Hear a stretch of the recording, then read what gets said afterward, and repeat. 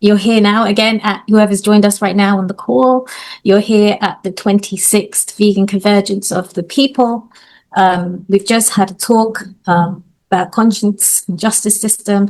We have now, following that talk, we've got the vegan thread in the social justice and spiritual tapestry. This is by Hope Bohanec, excuse me, Bohanec.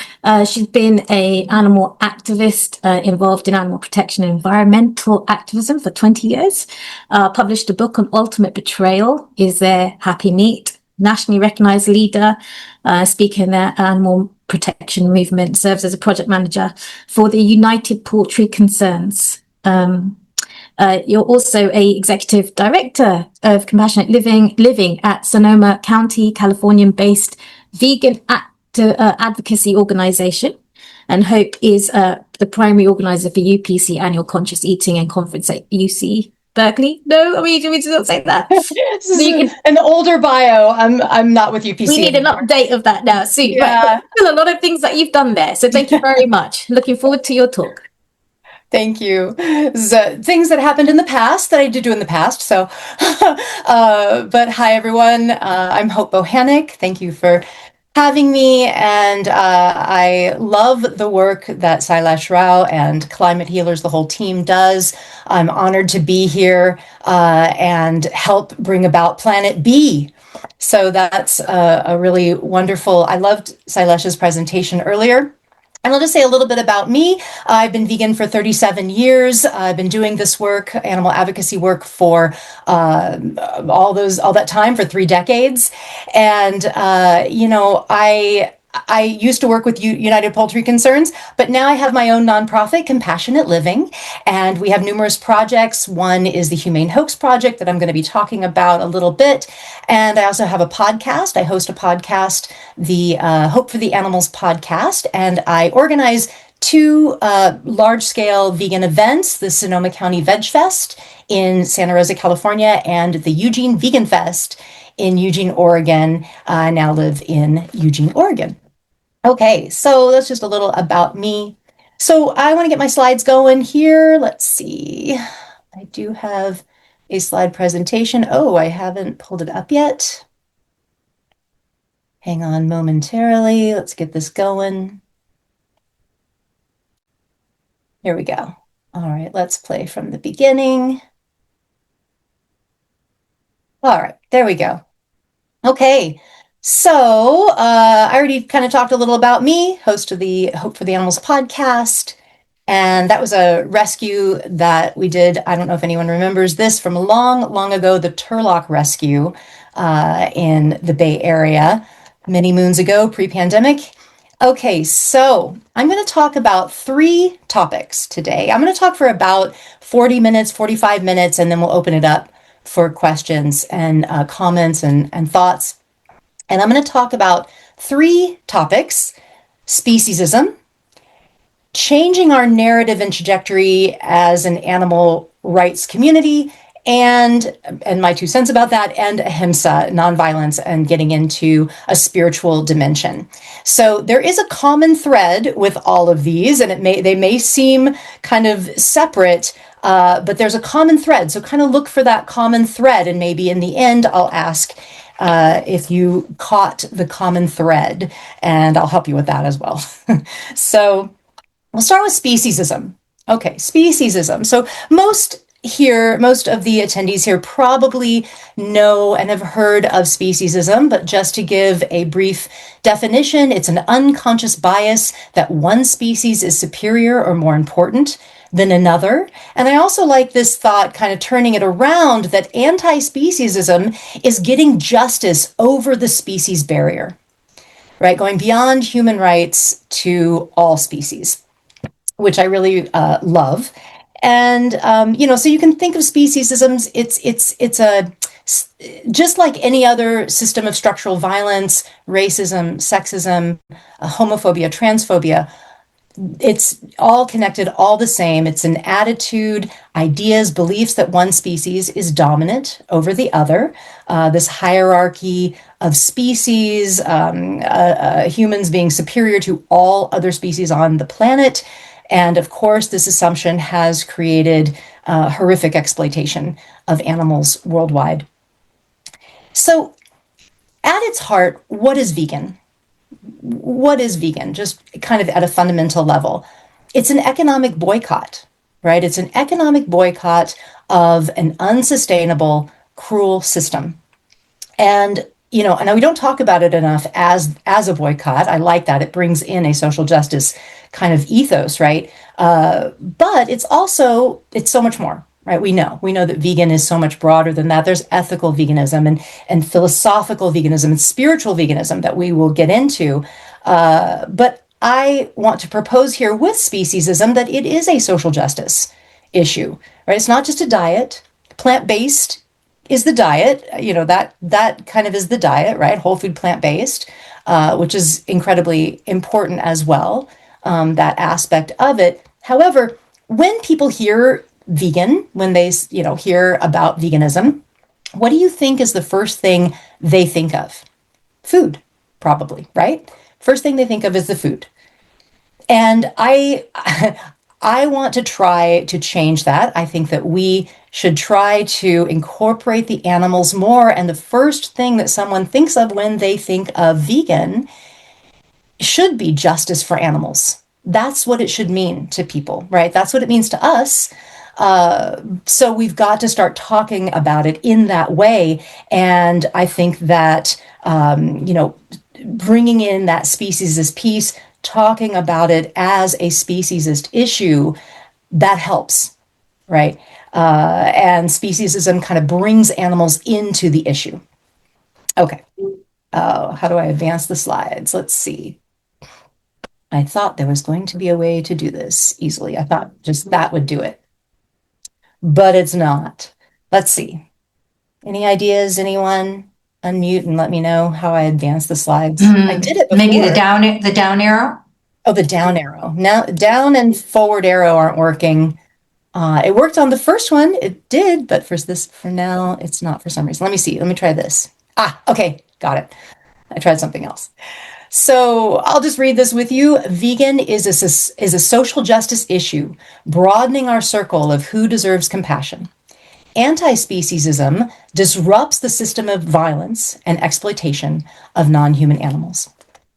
And I think that, talking about speciesism, vegan as a social justice issue, I think it can make people a little uncomfortable because there is so many human rights abuses happening right now. I mean, now we're just, unfortunately having such a backlash, a backslide on human rights abuses right and left in the last 5 to 10 years with immigration and trans rights. I mean, there's so many things happening that I think people feel like, well, we don't want to be insensitive, right? We don't want to be insensitive to human rights issues. And so animal rights should wait in line. It kind of needs to wait in line, right? Let's wait for a better time. We don't want to be insensitive. But I would say that no, we can be sensitive and caring in our presentation of animal rights and present it alongside and in connection with, in community with other oppressions, right? Social justice activists would never tell feminists that they have to wait until, racism is solved, or they wouldn't say to the climate justice activists, we have to wait until we've figured out poverty, right? No, we see it as all connected. We know that all these things feed each other, that supporting one, helps another. And animal rights, veganism, is absolutely part of that tapestry, right? It's part of that same systematic violence and injustice. So why is it that oftentimes animal rights is seen as just something, not as important, or we shouldn't talk about that, right? If it's even seen as justice work at all? Why? Speciesism, humans of all kinds, even compassionate, progressive, caring people fall into this cultural trap, this unconscious bias of human superiority. So I think we need to call it out. We need to name it. We need to be aware of its pervasiveness in society. And we now have the opportunity to broaden our circle of compassion, to replace these old paradigms that have kept life subjugated on this planet for too long. I think animal advocates, we need to see ourselves as allies to all other social justice issues and movements, broadening our circle of who deserves compassion, because it's time, right, to uncover the injustice of treating someone cruelly, taking away their agency, killing them for profit, just because that someone is another species. All right, so I would really love to encourage, I'm going to wrap up this kind of species section, and we're going to move into something else, but I want to encourage you to check out organizations that are doing this work of connecting social justice and animal rights: Apex Advocacy, Food Empowerment Project, Afro Vegan Society, doing wonderful work. There's more. It's, this isn't the only one. These aren't the only ones doing this work, but just wanted to give them a shout out. Okay, so we're going to move on to the second piece of this thread that I'm weaving here, and that is the trajectory and narrative around animal rights. Okay, and kind of our trajectory of the last maybe 10 or so years. So I have written 2 books on what I call the humane hoax. I think I've given a presentation on the humane hoax possibly at this conference in the past. So I think most people will know what I'm talking about, but I'll just give a quick definition. And that is the new labeling and marketing of animal products that conveys a false sense that there is some improvement in the industry, either ethically or environmentally. So humane washing, greenwashing, that's all the humane hoax. And that's the consumer side, right? That's the consumer side. And what I do the most of my work around, what I have podcast episodes about, and we do webinars with our Humane Hoax Project, getting people to understand that these labels are unregulated and that they are just lying to you, and right, that these labels mean very little. But there's another emerging side to this that I want to start talking about more. We've been talking about it a little bit within our Humane Hoax Project volunteer team and wanting to do more on this. And that is that we have now become a movement of welfare reforms. And it's kind of happened slowly over the last 10 years or so that we have really shifted our focus to a heavy engagement with welfare reforms. And, I'll just say right here, I'll give a little disclaimer. Nobody knows, because we're going to get into strategies and tactics, in my opinion, about that. And nobody knows, what's really going to work, right? We're all making educated guesses. We have passionate feelings about it. But just to give a little bit of background on me, I've been in this movement for over 30 years. I have been working all sides of this movement. I was back in the 90s involved in very, radical direct action, disruptions, getting arrested 14 times in the 90s. And then I swung in the early 2000s to the welfare side, to the legislative side. And I was one of the very first I was the campaigns coordinator for Proposition 2, which was one of the very, very first. It was for the Sonoma County, not the whole of California, for the Sonoma County Proposition 2 effort. And it was, really the very first cage-free effort, a legislative attempt. So anyway, I've been, and now I've come to the middle in vegan education, but I've been working all sides of this. So I've seen all sides of this and been thinking about this deeply. I do study, social movements. So I'm giving my educated opinion about all this. So I feel that the trajectory that we have been on in the last 10 or so years is creating is making our ecology, our movement ecology, out of balance. Okay, we are getting really more and more heavy on welfare reforms, and and I'll also say that I don't think that welfare reform shouldn't exist. I think to have a balanced and healthy movement ecosystem, you have to have a diversity of tactics, and we want a lot of things going on. So I don't necessarily think that we shouldn't have welfare campaigns. I think it should be on a case-by-case basis, and I'm going to talk a little about that.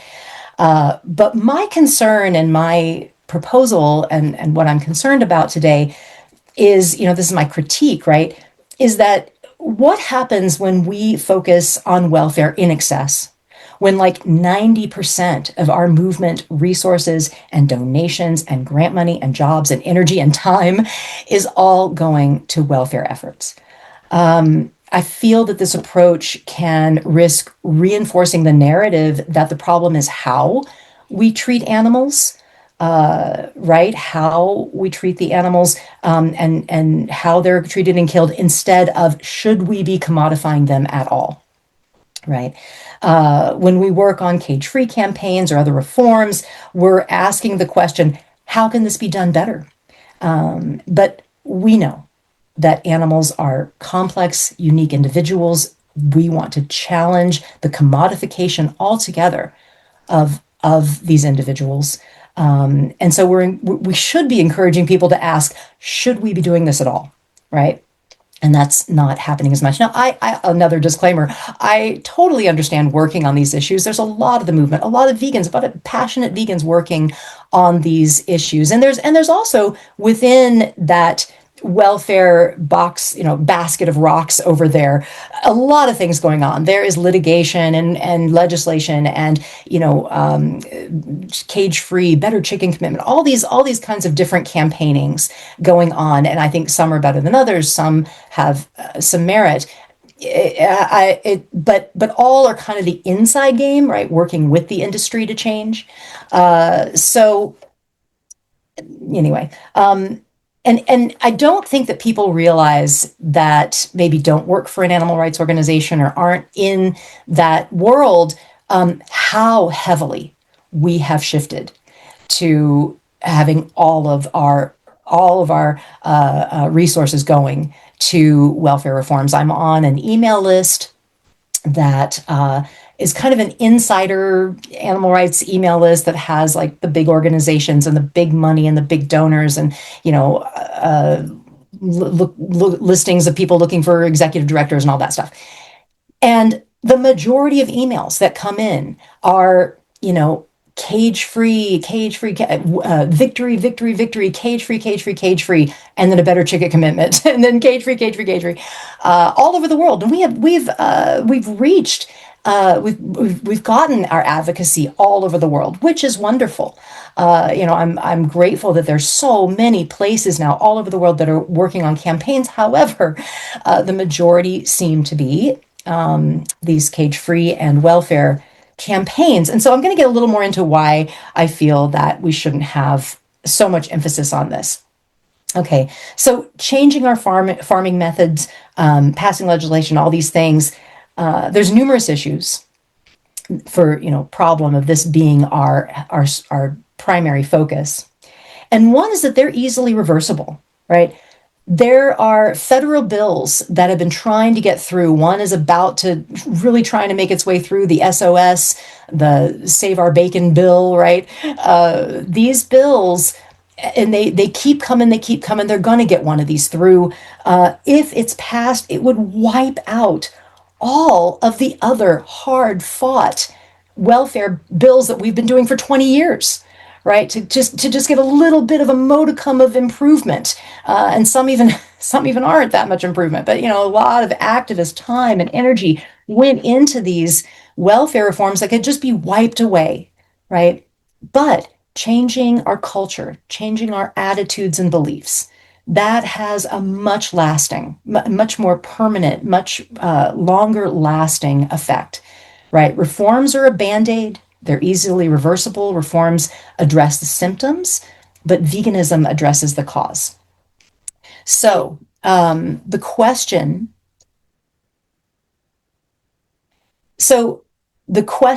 needs to be, I think, what should be central? What should be the overarching message? And what should just be supportive tactics, right? And I think we have that upside down right now. We have that upside down.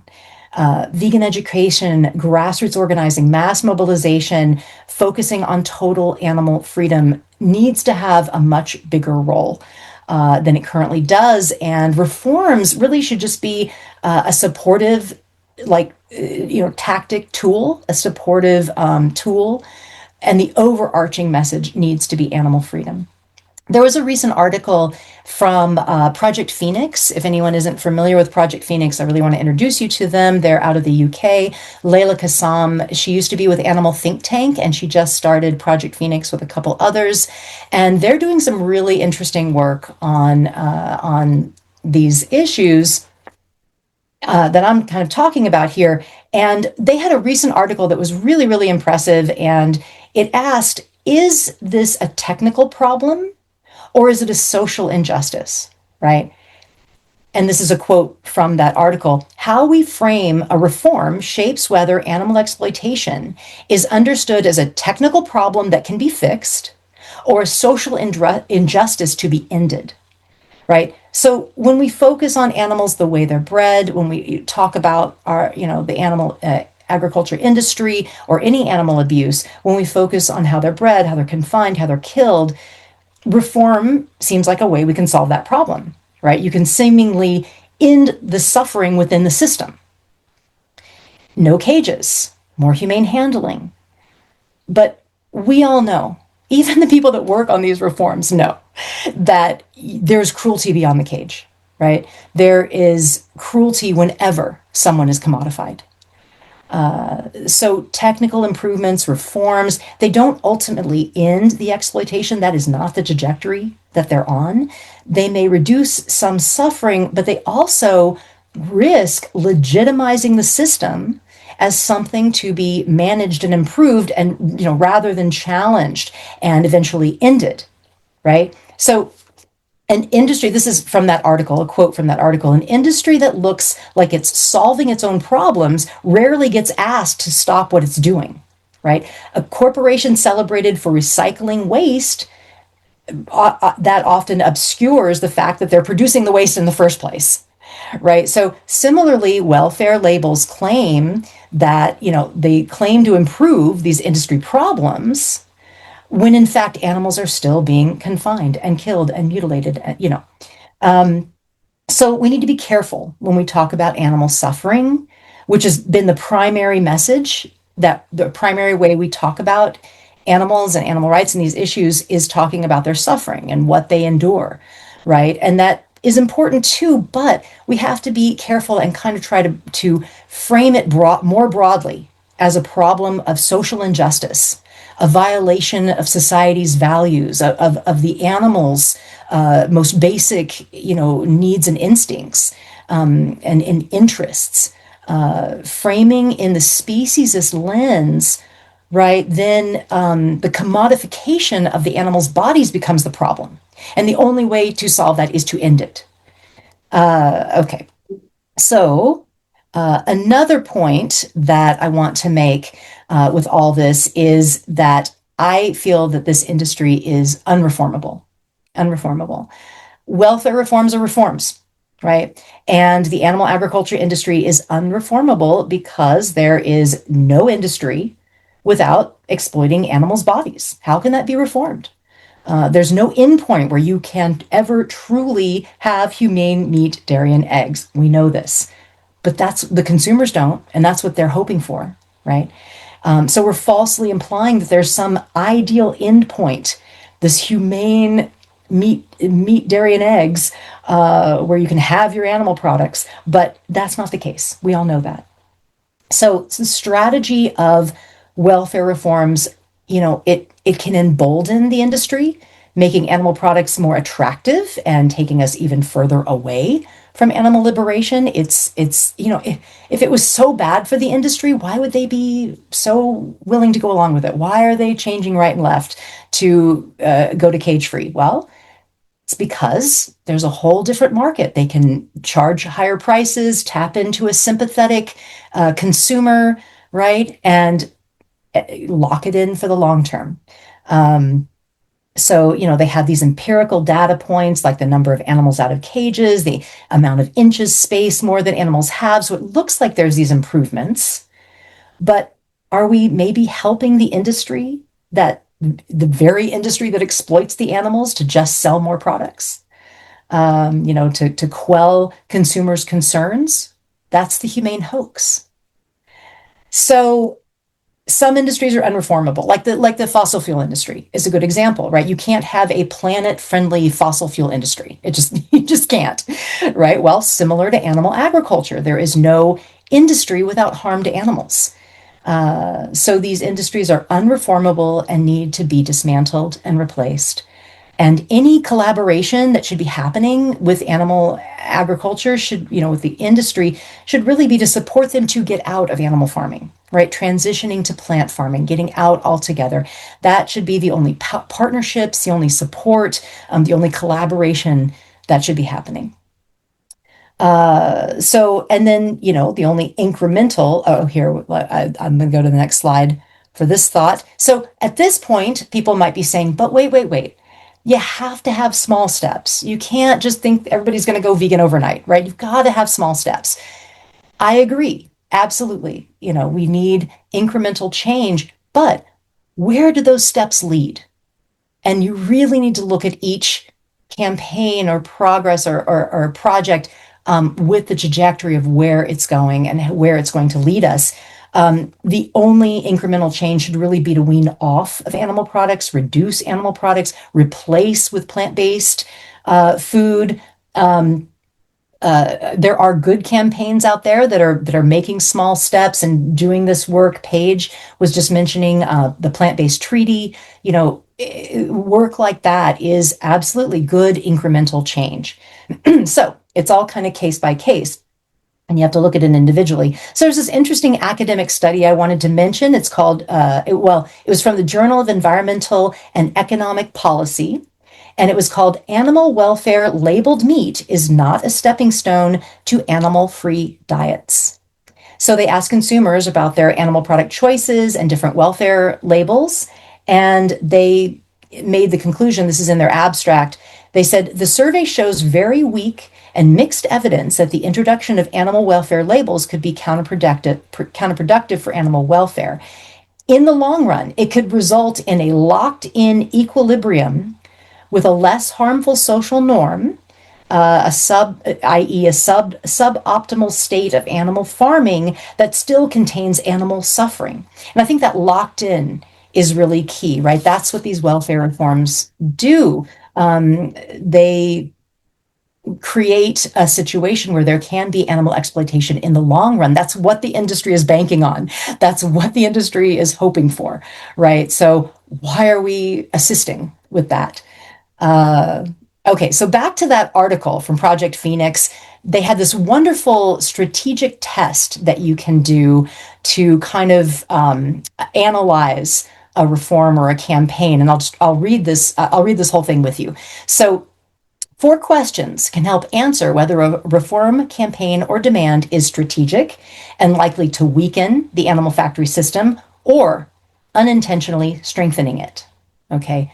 Number 1, scale.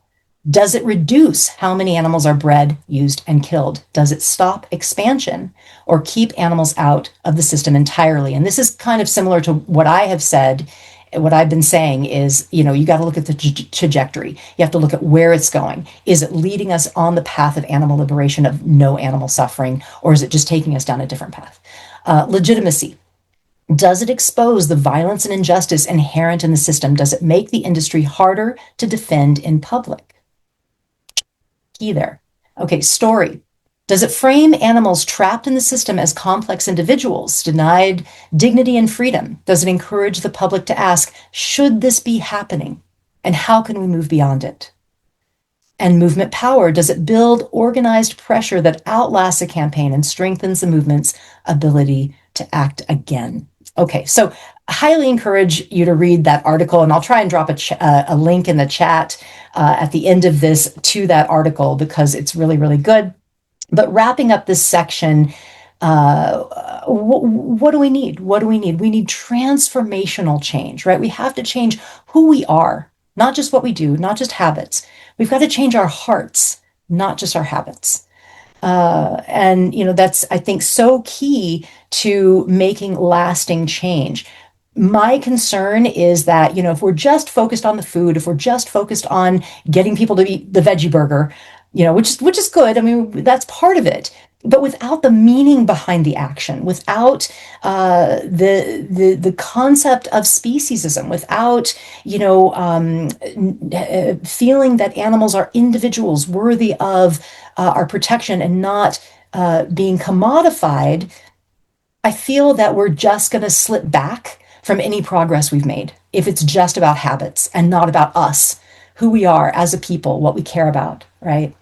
So, we've got to establish this cultural shift in our relationship to animals to maintain the gains that we have made, and we need to dismantle the animal agricultural industrial complex, not work with them, not help promote them, but dismantle them. So how can we do that? Well, we've got to lift up the grassroots. If you study social movements and movement ecology, social strategy, this is a really key part to culture change, is that grassroots vegan education piece that we are really lacking right now because we're putting so much money somewhere else that I just mentioned. So grassroots vegan education, mass mobilization, protests, presentations, webinars, podcasts, webinars like this, like we're doing right now. This is so critical to that deep, lasting cultural change. And, we've got to keep it in the speciesist lens, focus on the intrinsic worth of individual animals. Okay, so I'm going to wrap this part up because I do want to talk about the last piece, which is the spiritual. But I will give a quick plug for my podcast, the Hope for the Animals podcast. This is an episode where I talk about this aspect of strategy and social change, or movements change, that trajectory and narrative change. That's what I'm trying to say, that I've just been talking about. So it's called the Cage-Free Conundrum. I get into some more interesting aspects of this that I didn't put in this presentation, but around EA, effective altruism, and kind of the funding that's happening right now is all a huge part of this issue. So if you're interested in learning more about it, I encourage you to check out this episode of my podcast. Okay, so we're going to move on now, and I'm going to talk about ahimsa, nonviolence. And this is bringing in the spiritual piece, okay? And this is very important to me. I have, I'll give my personal in a minute, but just so we know what we're talking about here. So we need a fundamental societal consciousness shift, nonviolence at the core of creating the world that we want to see. So we started this presentation with a concept that I think we need to talk more about, and that's speciesism. And I want to end with a concept that I feel we also need to bring into the conversation more, especially around spiritual circles, and that is ahimsa, nonviolence. So this is a Sanskrit word. Himsa means harm. The A before it negates it, so non-harming, non-violence. But really, you can think about it more as a presence of dynamic compassion, like active dynamic compassion in all that we do, in our actions, in our thoughts, in our words. And so, all three Dharma traditions have this very central to their teachings. Buddhism, Hinduism, Jainism, they all really embrace ahimsa. And the vegan community has really been embracing this word too, right? You see it on necklaces and T-shirts at Veg Fest and stuff. And I think it's beautiful that we kind of are recognizing this concept. And there's really no Western word or translation for it. And I think that's why the vegan community has really picked up on it, right? That it seems so connected to what we're doing. But I just want to give some, a brief overview depth, bring a little depth to it. And one thing that I do want to emphasize, though, is that ahimsa is not translated as vegan. It is a much broader concept of nonviolence. The words are not really interchangeable, but they complement each other.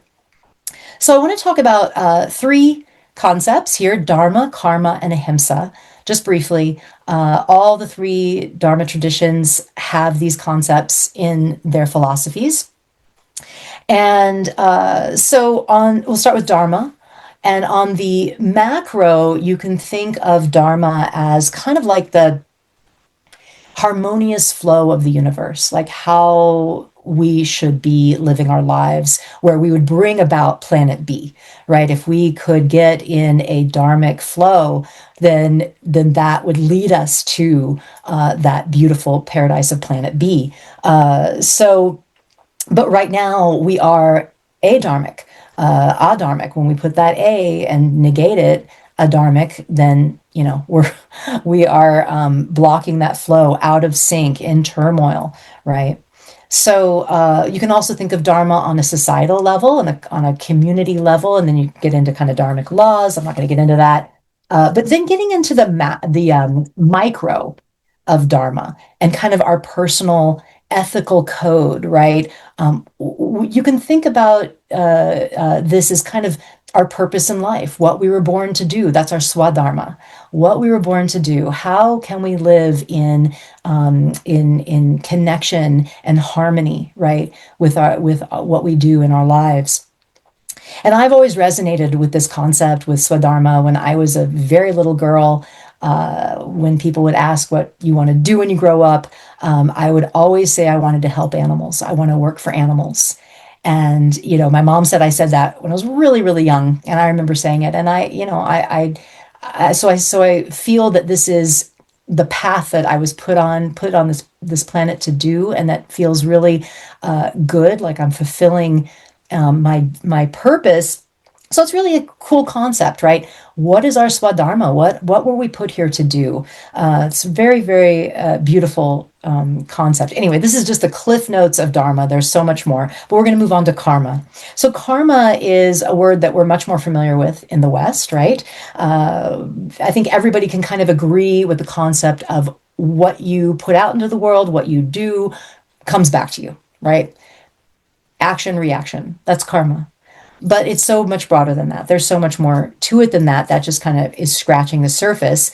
You can kind of think about it as like a cosmic justice, right? Cosmic justice, that the whole world, when there's actions, there's going to be reactions. And what we do as a society, as a community, individually, it comes back, right? So we are kind of reaping right now what we have sown in the harm that we've done to animals, to the planet, and now it is coming back, right? In climate change, in so many ways, in our pollution, in our disharmony, in our human interaction, everything. So this is karma, right? This is karma. So what can we do? Oh, and this is interesting too, though, that the concept of karma and eating animals is throughout the literature of the three Dharma traditions. It's said over and over again that killing and eating animals is the worst thing that you can do. It's so beautifully stated in so many ways. There's shastras that'll say things like, if you harm an animal, however many hairs or feathers on that animal's body that you cause suffering, you will be reborn and suffer that many lifetimes. Really, really powerful action and reaction, right? So what can we do? How can we cause less harm, right? Okay, we're back to ahimsa, living nonviolently, living in harmony, nonviolence with all of this planet. So in all the Dharma traditions, often ahimsa is the number one guiding principle, the very first vow that you take. There's numerous so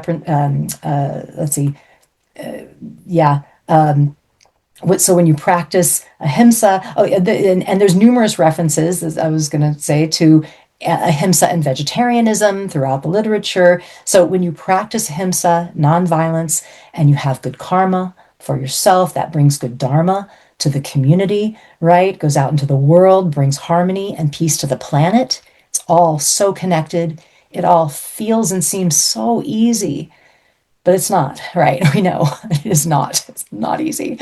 And that's why there's so much literature to go through and so much to explore in these traditions.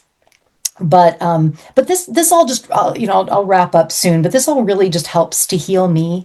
When I was an atheist, I was really angry. I was pissed off. I was so frustrated with all the suffering. It felt like it was just so unjust and had no meaning, and it was very, very, it was frustrating me, a bad way to live. And when I started learning about all this stuff in the Dharma traditions, my husband, I'll mention my husband, Kojin Bohanec, who he and I have been studying particularly Hinduism and Jainism for decades now. And he brought this world into my life and opened me up to it. And, it was so beautiful. It just made me, I don't know, feel a lot more like, I was seeking something deeper, like I wanted to see a deeper connection and believe that I didn't want to believe that the suffering was just so random. And this helps you to kind of put it in perspective, know that there is meaning and growth behind all this, right? It's really beautiful. Really helped me to start making sense of things and help me move past my anger and be more accepting. I'll also say that I don't feel that I think that's, it was my personal experience with atheism. I'm sure there's lots of people that can live very healthy and happy and well-adjusted lives being atheists. You don't necessarily need religion or spirituality. This is not something that I am saying is necessary for the change. I think we can also make changes through philosophy and ethics, but for me and for a lot of people, I think that this is a guiding path, right? It's a helpful way of bringing us to planet B, right?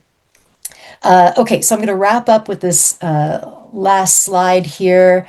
Oh, wait, one more thing I wanted to say quick is veganism is like taking a vow, right? And Hindus, Jains, Buddhists, they recognize this taking vows, right? So when you start down a yogic path, like in Hinduism or Jainism, you take vows.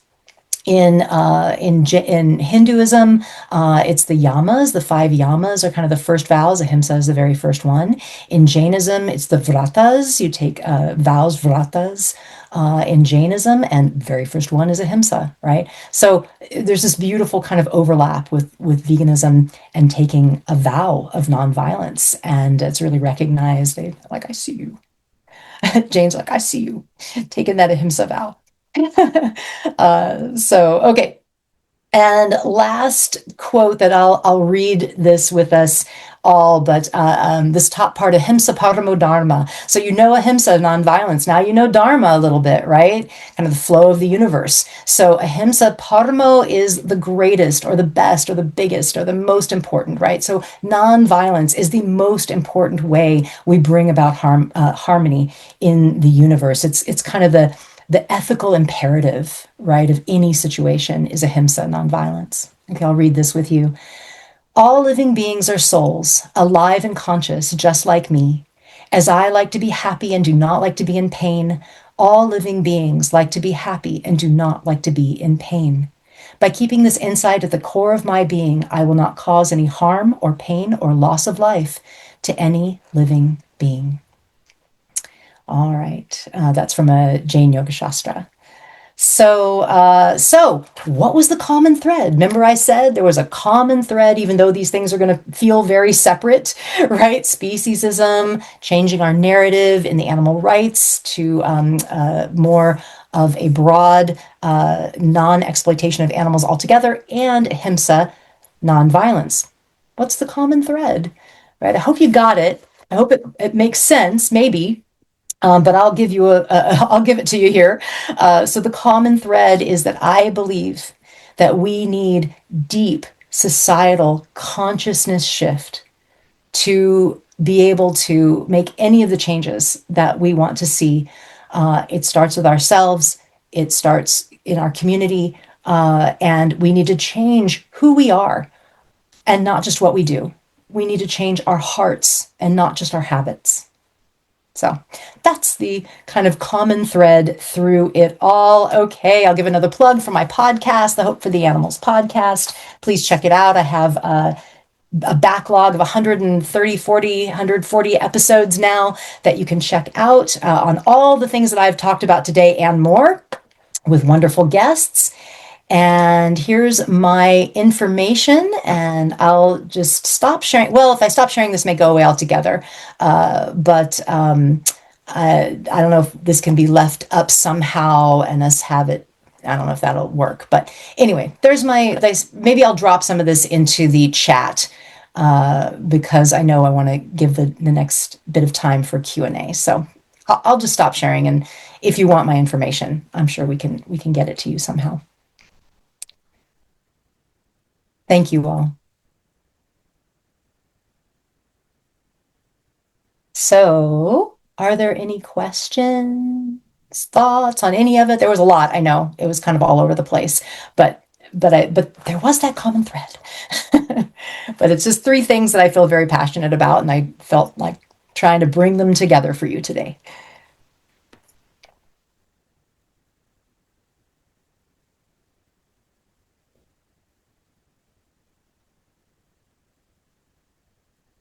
Thank you very much for that talk, Hope. I'm sure there's loads of questions. So we've got Swen Faulty. I hope I pronounced that right. Would you like to turn on your camera? You can come on and ask your question.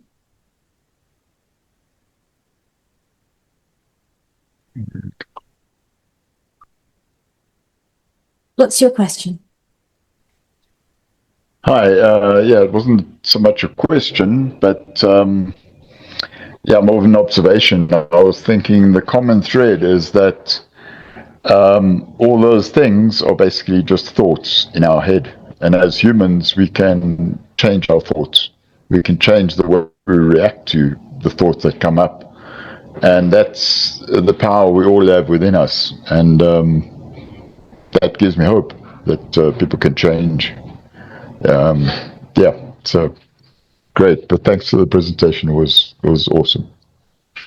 Thank you. Thank you for that. James Frieden, would you like to turn your camera on, please?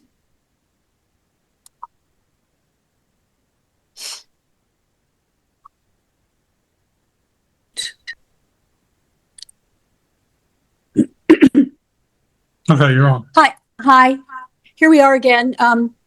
Professor Erwin Shanda of the University of Montreal told me that Eastern religions tend to minimize the difference between humans and other animals, and the Western ones tend to maximize the space.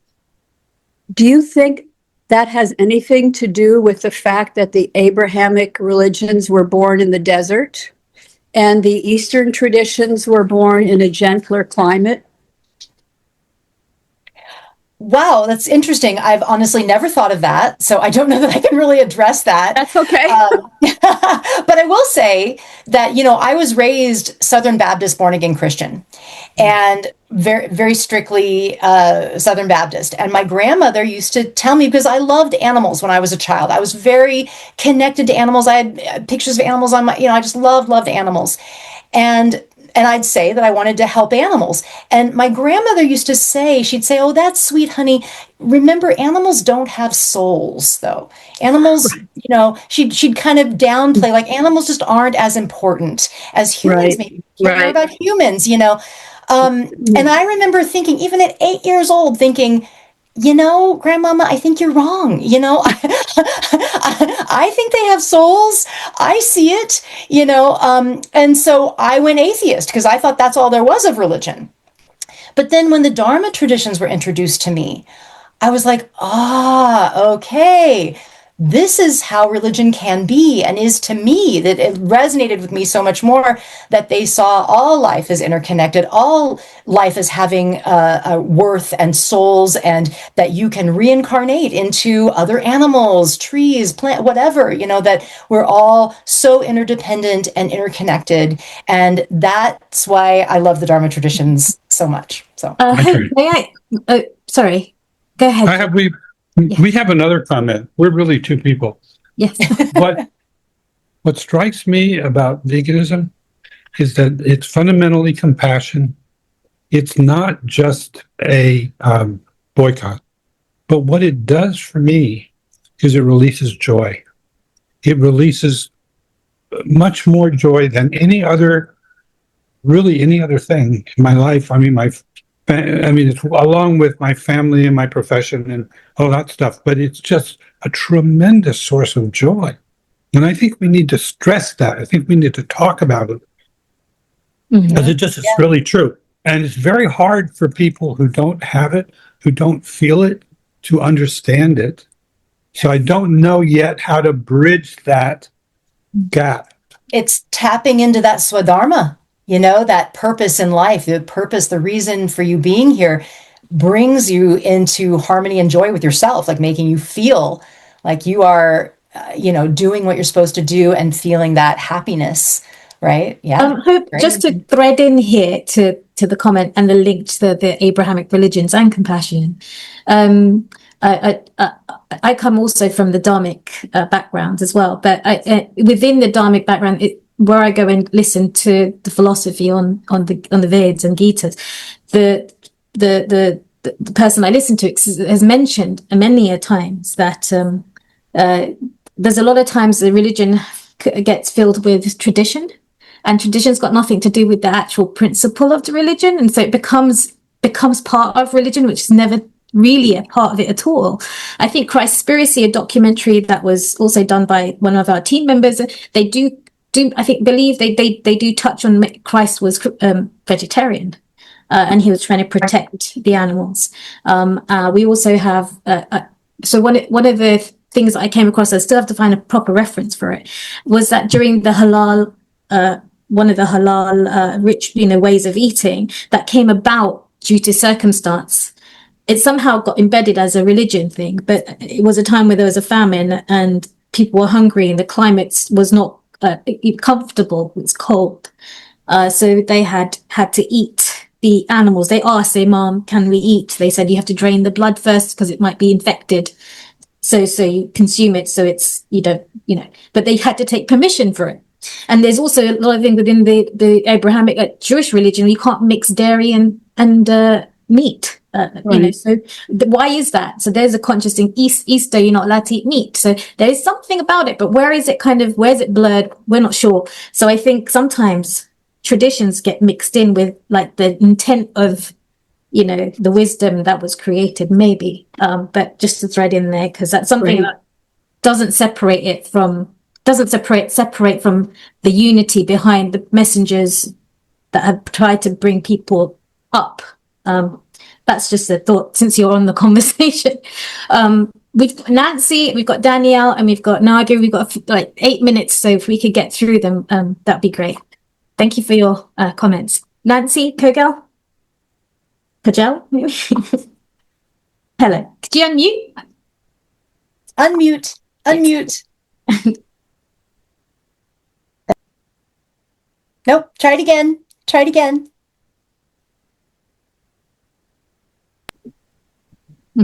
Yes. There you go. Thank you all for your work, and thank you, Hope. I love that your name is Hope for the animals. It's such a great combination. And I also want to applaud you and thank you for presenting it in that way in which social justice, animal rights justice, animal liberation are confligate. They're a synthesis of what we need to do. And I did write this book, Unified Field of Compassion, the revolutionary synthesis between consciousness, veganism and animal liberation. And I feel like it is so crucial that we accept and move forward on that idea that if we have an idea of hierarchy, well, white is better than black, or any color, or male is better than female, or native born is better than any other place born, and humans are better than non-human animals. It's this really the same mindset of hierarchy and the ability for some to dominate or feel better than. And it's one mindset, it's one consciousness, which is really love. And that's how I live in Harlem. So we are multi everything. We are half Black, half African American, rather, half Hispanic, and a few of us Caucasian and Indian and Indigenous. So that message really does resonate. I always encourage people to stay abreast of the news of what's happening with our sister brother humans, so we can relate to people in a more fundamental way. And once again, thank you so much. Did you have a question for me? No. It's okay. Just That's okay. We've got a lot of folks. okay. Yeah, I mean, just your reaction to that, and in terms of staying abreast of all the other developments in our world, and even communicating with people on the left or spiritual people to make that combination, that synthesis. Hmm. All right. That's Thank you. great. Thank you so much, Nancy. Thank you. Great. So Danielle and then Nahari. So we could keep it brief, but that'd be great. If questions come along, would you like to come on? Hey, Hope. Hey. Nice to actually see you. I do listen to your podcasts. I love them. So thanks for those. You bring up a good point. It's internal work. It isn't external work. I can go buy a Beyond Burger because it's available. That's external. The resilience or the sustainability is going to come from my believing that justice is due to all living things and beings. So it's getting people to go there, which reminds me of an interview you had with Matthew Haltman. And he talked about his new book, but he talked about how coming to, let's say, coming to being a vegan, or the vegan, going vegan, or being vegan for people, and trying to grow that is really about how do we connect with people on an internal level with love and doing more, if you will, loving things, right? Yeah. Great. I love bringing love into it. I don't do that enough. You're right. We've got. Well, I think you do. Well, first of all, you had him as your guest, and I think that you had that real sync with him, and your heart's there anyway. Thank Thanks. you, Danielle. you. Nahari, can we get your question, please, before the next speaker? Because we're at the top of the hour. Thank you, Danielle. Do unmute. Hi, Hope. Thank you for such a beautiful session. I have a question. You talked about welfare activities versus grassroots movement, right? So, as an activist, of course, I am pro grassroots and pro activism, but at the same time, I'm also working as a professional for food system change.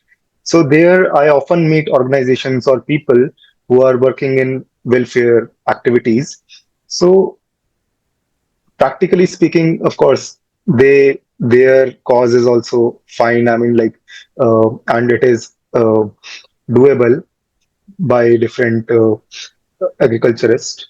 But if we talk from an activist point of view, it doesn't seem right. So how do you think that we should, as an activist plus animal lover plus a professional in food system change area, should handle this situation?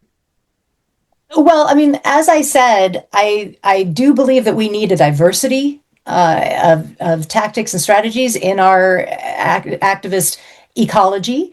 My concern is with the being out of balance and the emphasis now and money and resources and everything going towards the welfare. That is my concern. And so wanting to build up the grassroots. But as far as, individual work with like food systems change and things like that, looking at each one on a case by case basis, and does it lead us in the direction of animal liberation, of less animals used, that kind of thing. And those would be the things to work on, as I said. So I think everything should be on a case by case basis as to where we put our time, our energy. If we are wanting to donate to an organization or volunteer for an organization, look at what all their campaigns and what they're doing, and make sure that they are leading in that trajectory of that. And you can use that strategic analysis that I had up from Project Phoenix to do that. So. All right. Thank you all so much. Appreciate You're it. welcome. Lovely presentation. Thank you very, very much. And we've got a couple of more questions. I think, Toby, you must have it from another source. We literally are at the top of the hour. Is it going to be quick, Toby? Maybe we can squeeze it in? Sure, hello, yes. It's just a comment. It's a comment by James Frieden. To paraphrase Stephen Wise, chimpanzee rights are for chimpanzees. Each group merits rights according to their lives and being. In reality, the first right for all of us animals would be the freedom from murder, torture, close confinement, family fracture, etc. Then humans have human-specific rights, or positive entitlements. Women, for example, should have safe and compassionate births. Children have specific basic needs: voting, education, safely built outhousing, domestic policies, etc. Animals need less, but need the fundamental rights urgently.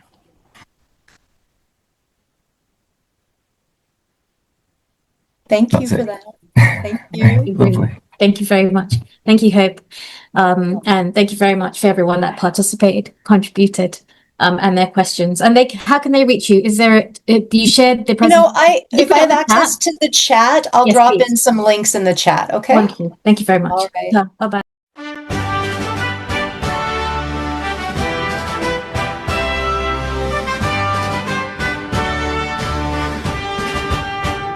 The earth is calling soft and clear, not with judgment, not through fear. She whispers through the wind and trees, remember who you're meant to be. We are not divided souls, but living parts of greater wholes. Every heart, every nation holds a piece of worldwide resolution. We have remedies beyond survival, beyond the stories of denial. 1,000 pathways join as one. The healing has already begun. We have the remedy for compassion revolution, peaceful collaboration, a worldwide resolution. Loving guidance lights the way. Hope for humanity begins today.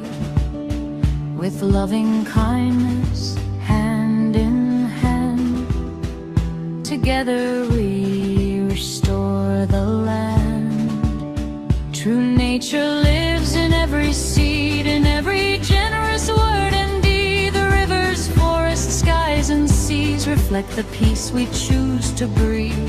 Spiritual embodiment, a testament, not escaping from this earth, but honoring her endless worth. Sacred restoration, hearing every generation. The birthright to existing in freedom, shared by every life beneath the sun. Beyond our borders, beyond our names, love burns brighter than our blame. From every culture, every shore, we discover what we're living for. We have the remedy for compassion revolution, peaceful cooperation, a worldwide resolution. Loving guidance in our hands, healing hearts across the lands, living fully in our true nature, choosing love instead of danger. Sacred restoration, hope for humanity, loving kindness rising free, a future we were born to see. The answers bloom in every heart when fear and separation part. The earth remembers